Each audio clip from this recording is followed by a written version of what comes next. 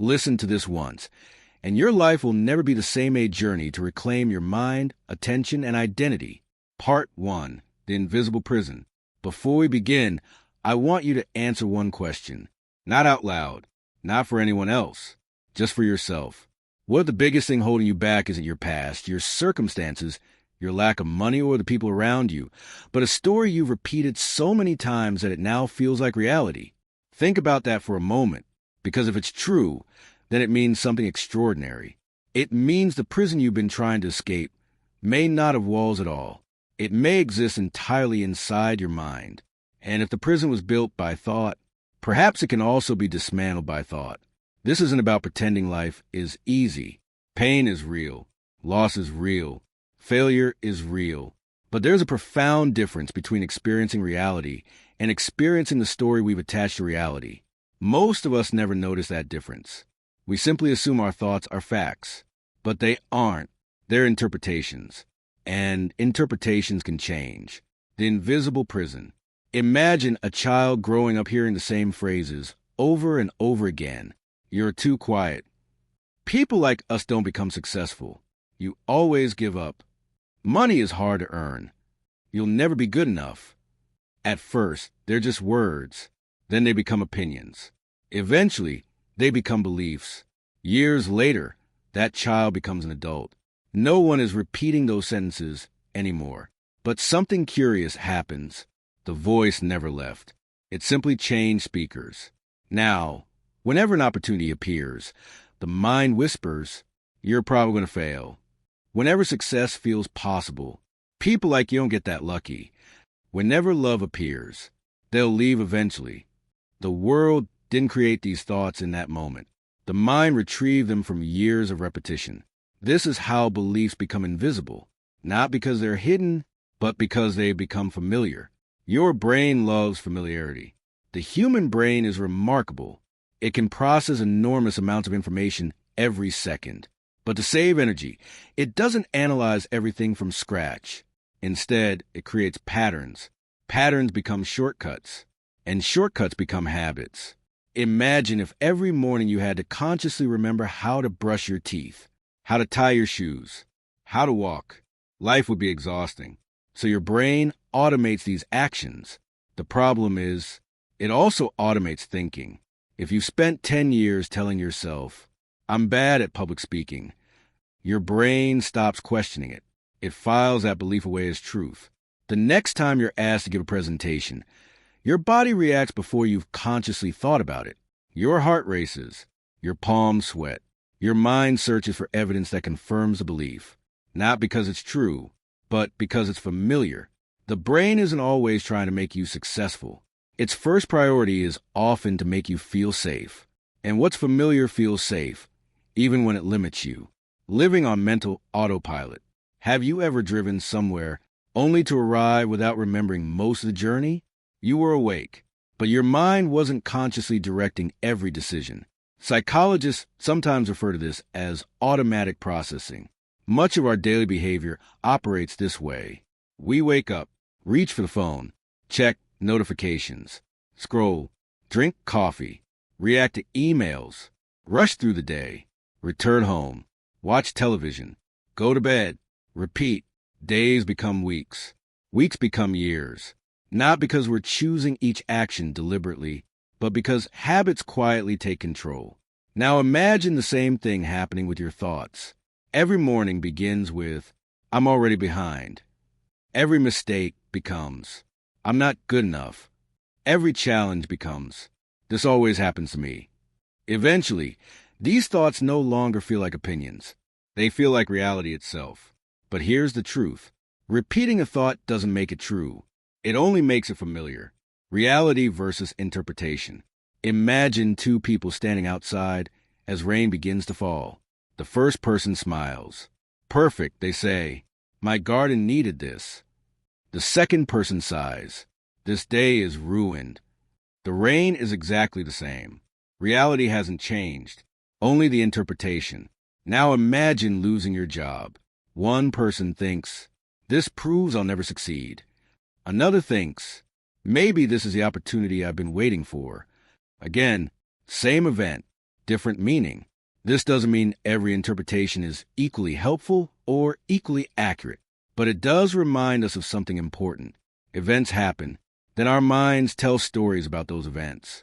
Sometimes those stories help us move forward. Sometimes they quietly keep us stuck. Learning to notice the difference is one of the most valuable skills a person can develop. The lens through which you see life.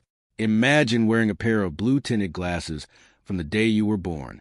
Everything you see would appear slightly blue. Eventually, you would stop noticing the glasses altogether. You wouldn't say, "The glasses make everything blue."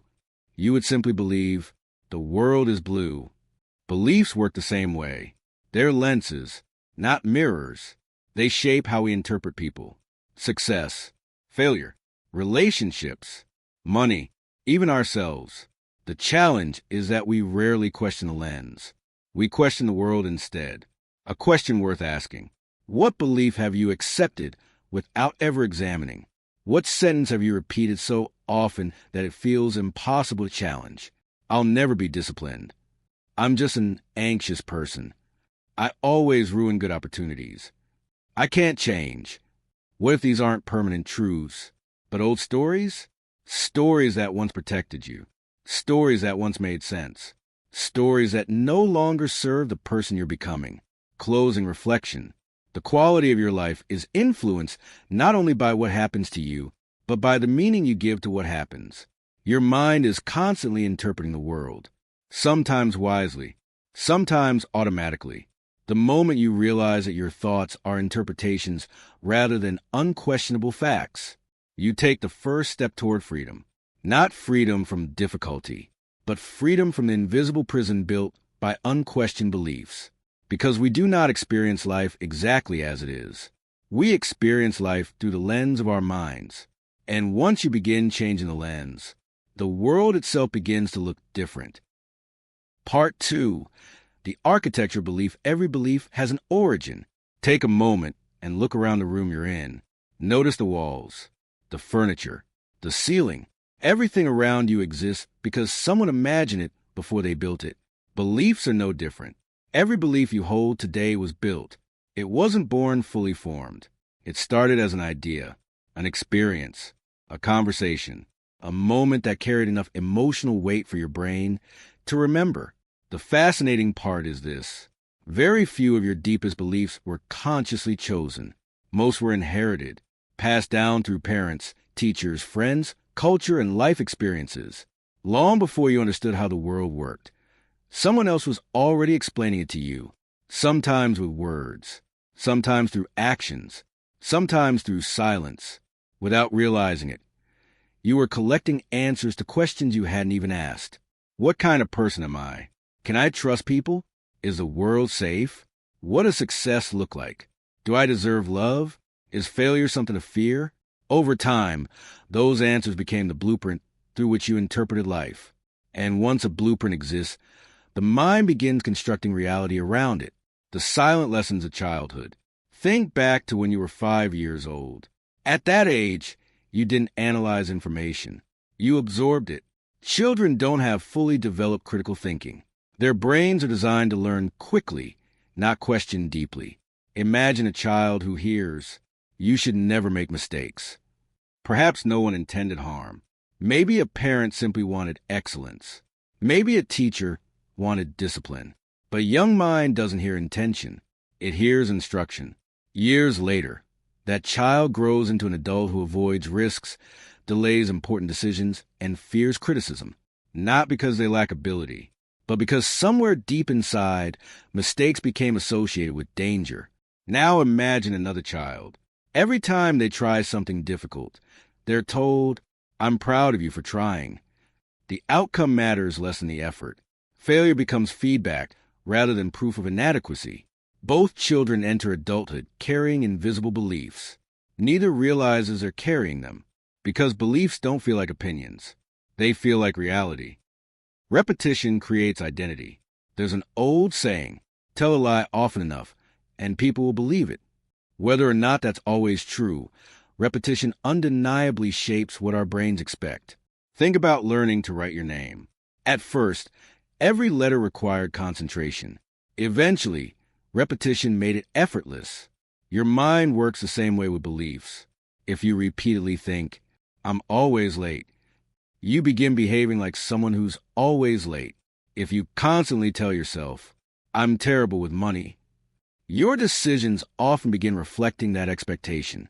Eventually, these thoughts stop feeling like passing ideas. They become part of your identity. And identity is powerful. People naturally behave in ways that are consistent with how they see themselves. Someone who believes, I'm a healthy person, doesn't exercise merely because they should. They exercise because that's who they believe they are. Likewise, someone who believes, I'm just unlucky, may unknowingly overlook opportunities because they don't fit the identity they've accepted. Identity isn't fixed, but while a belief remains unquestioned, it quietly writes the script for your behavior. Your brain wants to be right. Here's one of the strangest features of the human mind. It doesn't simply collect information. It filters information. Psychologists call one of these filters confirmation bias. Confirmation bias is our tendency to notice, remember, and give greater weight to information that supports what we already believe, while overlooking evidence that challenges those beliefs. Imagine two employees who receive constructive feedback from their manager. The first believes, I'm capable of improving. They hear suggestions. They make adjustments. They grow. The second believes, I'm not good enough. They hear the exact same words, but instead of hearing guidance, they hear proof that they're failing. The feedback didn't change. The belief did. Confirmation bias acts like a search engine. Ask your brain, why am I always failing? And it will begin searching for evidence. Ask instead, what have I learned from my failures? And suddenly different memories begin to appear. The brain answers the questions we repeatedly ask it. That's why the quality of our questions often determines the quality of our thinking. Why the brain protects familiar beliefs. You might wonder, if a belief is harmful, why doesn't my brain simply let it go? Because your brain values familiarity more than certainty. From an evolutionary perspective, unfamiliar situations often carry greater risks. Our ancestors survived by recognizing patterns and avoiding unnecessary danger. That instinct still exists today. Imagine someone who has spent 20 years believing, I'm not leadership material. Then one day they're offered a management position. Logically, it seems like good news. Emotionally, it feels threatening. Why? Because accepting the opportunity requires becoming someone unfamiliar. The brain whispers, what if you fail? What if people discover you're not ready? What if this changes everything? Notice something. The fear isn't always about failure. Sometimes it's about transformation. The familiar identity, even if limiting, feels safe in the unknown possibility. This is why people often remain in jobs they dislike, stay in relationships they've outgrown, delay dreams they've talked about for years. Not because they don't want something better, because familiar discomfort can feel safer than unfamiliar growth. Two people, one event. Imagine two people walking into work on the same Monday morning. By lunchtime, both are called into separate meetings. Both receive the same news. Their positions have been eliminated. Objectively, the event is identical. Both have lost their jobs. But what happens next couldn't be more different. The first person walks out devastated. They think, this proves I wasn't good enough. No company will hire me. Everything I built is falling apart. They spend weeks replaying every mistake, convincing themselves that this moment defines their future. The second person also feels fear. They also feel uncertainty. But after the initial shock, another thought begins to emerge. Maybe this is the opportunity I've been waiting for. I've wanted to start something new for years. Perhaps this chapter had to end before the next one could begin. Same event, different interpretation, different future. Neither response is guaranteed to produce success or failure on its own. Losing a job is a real challenge with practical consequences.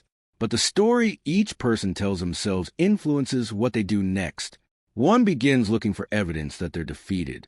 The other begins looking for possibilities. Their beliefs don't change what happened. They shape how they respond to what happened. And our responses often become the bridge between today's circumstances and tomorrow's reality. Becoming the architect, Perhaps the most empowering realization isn't that you can control everything. You can't. Life will always include uncertainty, unexpected setbacks, loss, change. What you can influence is the framework through which you interpret those experiences. You can question beliefs that no longer serve you. You can replace assumptions with curiosity. You can notice when your mind is protecting an old identity instead of helping you build a new one. Every lasting transformation begins with a single question. Is this belief true, or is it simply familiar? Because the beliefs that built yesterday's life do not have to build tomorrow's. And the moment you become aware of the architecture of belief, you also become capable of redesigning it. Part 3.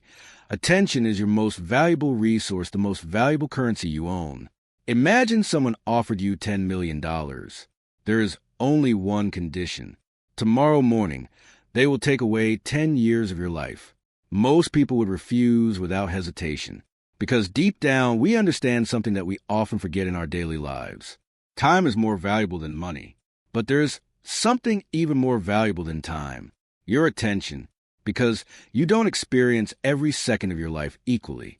You only experience the moments you're paying attention to. Think about that. 2 hours spent laughing with your family can feel rich and unforgettable. 2 hours spent mindlessly scrolling through your phone can disappear without leaving a single meaningful memory. Both consume the same amount of time, but they did not consume the same amount of life. Attention is what transforms time into experience.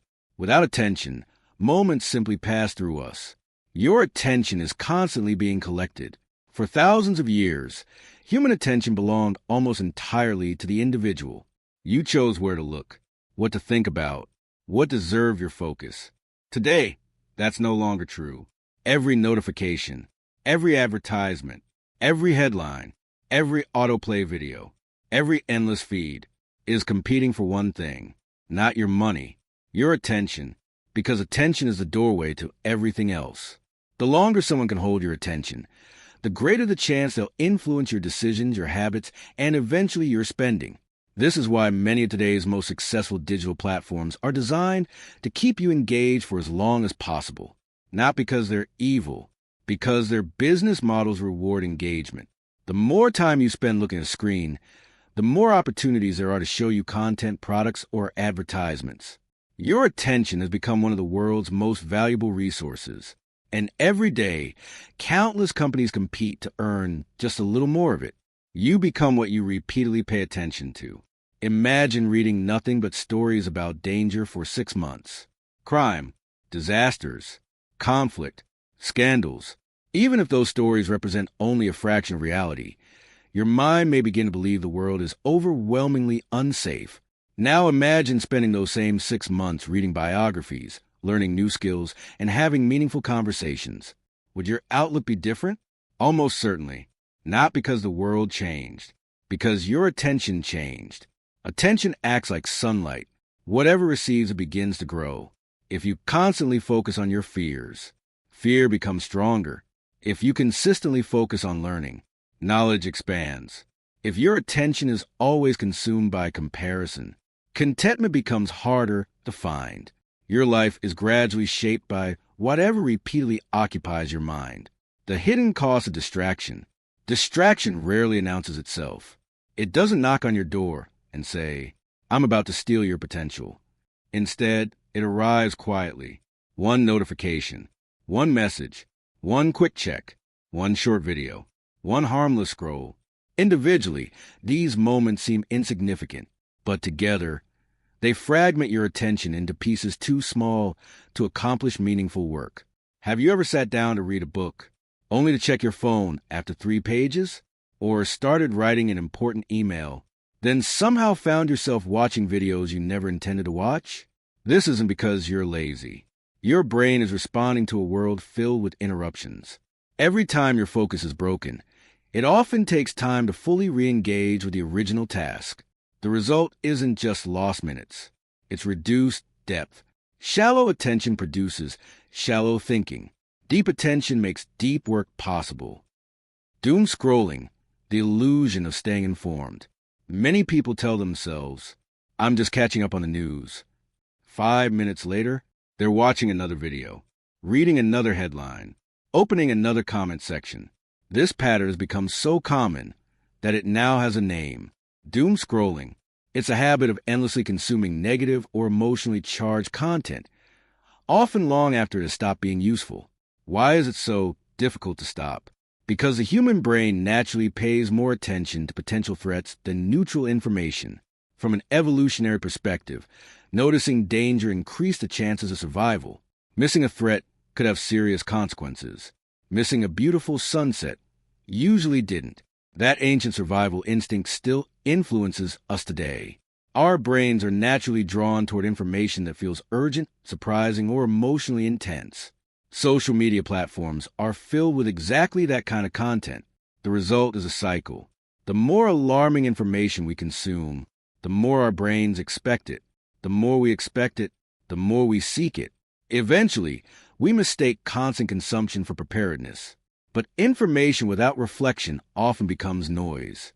Knowing everything that's happening in the world means very little if you've lost the ability to think clearly about any of it. The economics of attention. Imagine you own a small cafe.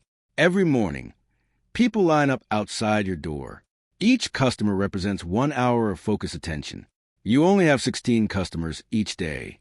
Would you let strangers walk in and take them away for free? Probably not. Yet this is exactly what many of us do with our attention. We give it away one notification at a time. One unnecessary meeting. One endless feed. One distraction after another. The difference is that money can often be earned again. Attention cannot. Every hour spent distracted is an hour that can never be recovered. This doesn't mean every moment must be productive. Rest matters. Entertainment matters. Play matters. The question isn't whether you should enjoy life. The question is whether you're choosing where your attention goes, or whether someone else is choosing for you.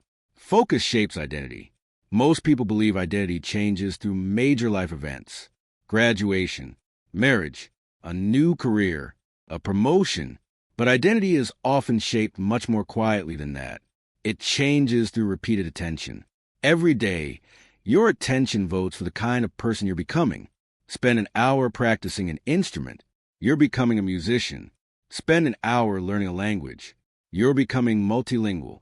Spend an hour exercising. You're becoming someone who values health. The opposite is also true. Spend every spare moment consuming content without intention, and your identity slowly shifts toward being a passive consumer rather than an active creator. The question isn't, what do I want to become someday? The better question is, what does my attention say I'm becoming today? Because your attention reveals your priorities more honestly than your goals ever will. Reclaiming your attention. The solution isn't to reject technology. Technology has given us extraordinary opportunities to learn, connect, and create. The challenge is remembering that your attention belongs to you. Try creating small moments of intentional focus. Read without checking your phone. Eat without watching a screen. Walk without listening to anything. Allow your mind to be still. At first, it may feel uncomfortable. That's normal. Your brain has become accustomed to constant stimulation.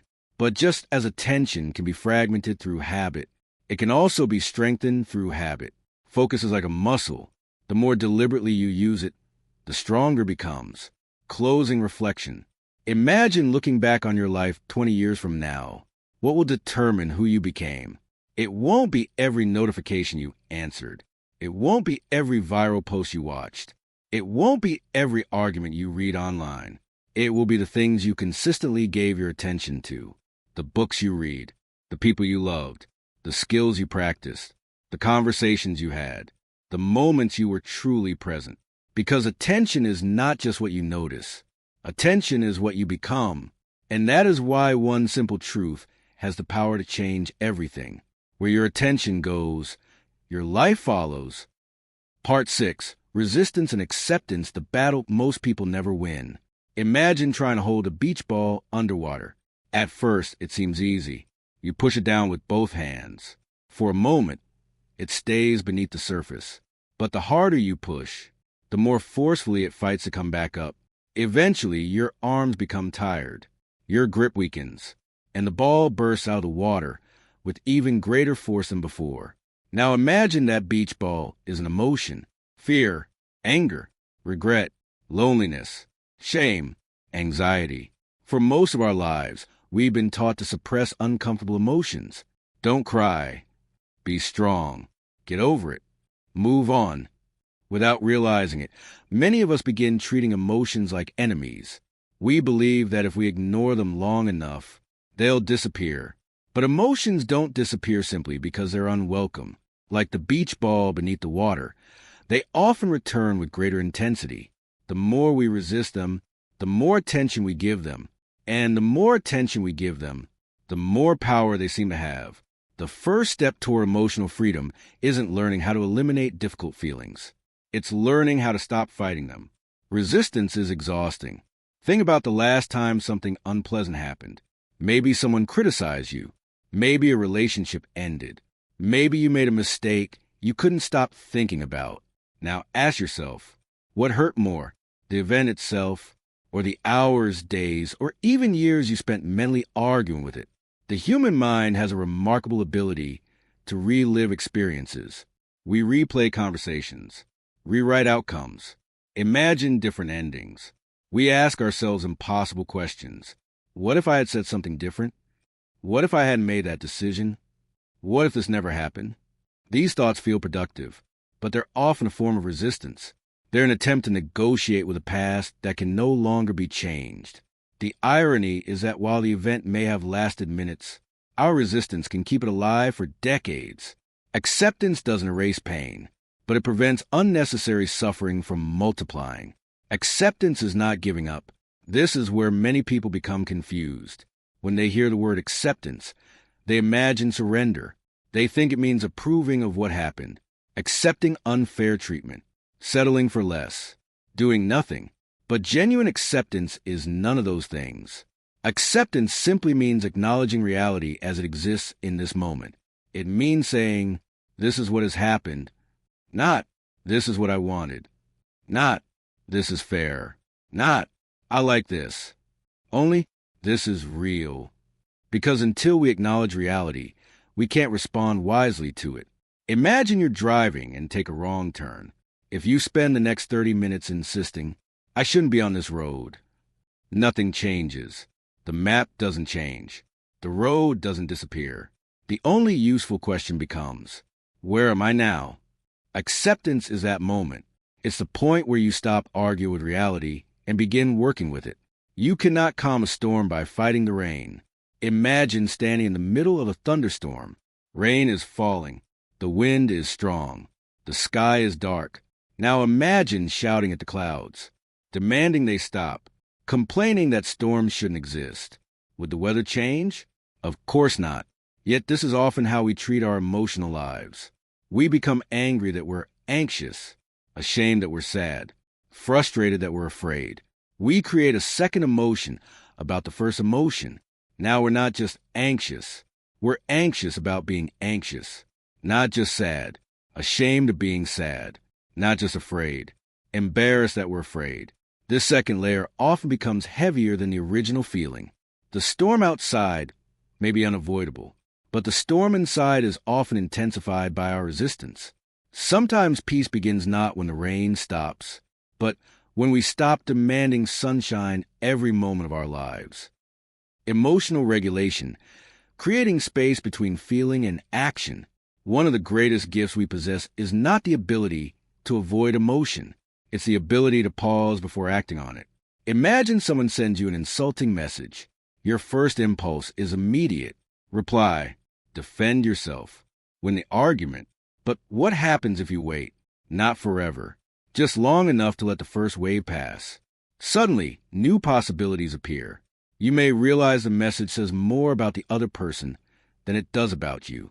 You may decide no response is necessary. Or perhaps you respond calmly instead of reactively. The emotion still exists, but it no longer controls the outcome. This is emotional regulation. It's not the absence of emotion. It's the ability to experience emotion without becoming completely governed by it. The strongest people aren't those who never feel anger, fear, or sadness. They're the ones who have learned not to let those emotions make every decision for them. Between every emotion and every action, there is a space. In that space lies wisdom. The difference between reacting and responding. Imagine someone throws a stone into a calm lake. The water reacts instantly. Waves spread in every direction. Now imagine a mountain. Wind blows against it. Rain falls upon it. Snow covers it. Yet the mountain remains. Life will always throw stones. Unexpected criticism, financial setbacks, disappointment, conflict.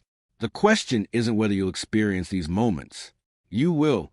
The question is whether you'll react automatically or respond intentionally. Reaction is immediate. Response is thoughtful. Reaction is driven by habit. Response is guided by awareness. Reaction says, I had no choice. Response asks, what choice aligns with the person I want to become? Every difficult moment offers us that decision. Most of the time, the outcome of our lives isn't determined by what happens to us. It's influenced by how we respond. Growth lies beyond comfort. Imagine a seed buried beneath the soil. From the outside, it appears trapped, surrounded by darkness, pressed by the weight of the earth. Yet, what looks like confinement is actually preparation. The pressure doesn't destroy the seed. It awakens it. Growth often follows the same pattern. Every meaningful transformation asks something of us. Learning a new skill requires frustration. Building trust requires vulnerability. Developing discipline requires repetition. Healing requires honesty. The instinct is to avoid discomfort. But avoiding every uncomfortable experience also means avoiding many of life's greatest opportunities for growth. Discomfort isn't always a sign that something is wrong. Sometimes it's evidence that something is changing. The strongest trees don't grow because they were protected from every storm. They grow because they learned to withstand them. Likewise, resilient people are not those who never experience hardship. They are those who gradually learn that hardship does not define them. The freedom hidden in letting go. There's an old story about two monks walking along a muddy road. They came to a river where a woman was unable to cross. One monk quietly lifted her, carried her across, and continued walking. Hours later, the second monk finally spoke. We are not supposed to touch women. Why did you carry her? The first monk smiled and replied, I put her down at the river. You're still carrying her. How many things are we still carrying? An old mistake, a harsh comment, a disappointment, a version of ourselves that no longer exists.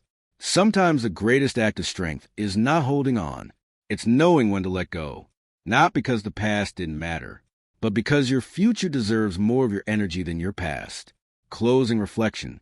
There will always be moments you cannot control. People will misunderstand you.